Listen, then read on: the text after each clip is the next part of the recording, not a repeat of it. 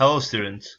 Once you have read through the lesson plan using the text that I've given you and the other required materials on the lesson plan guide, these are some questions you want to consider.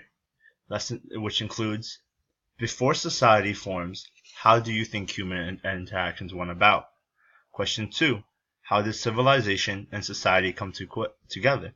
Question 3. Who were the first humans? Question 4.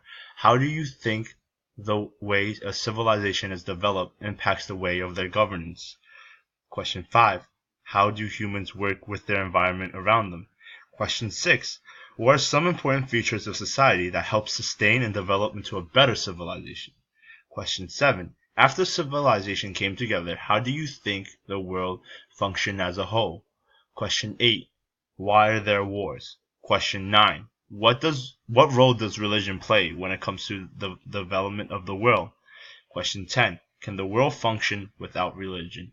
These are all questions to consider after you've read through the information provided.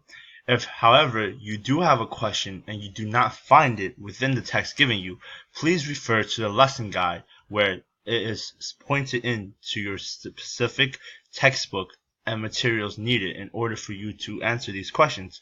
If you are still struggling, please do not hesitate to contact me.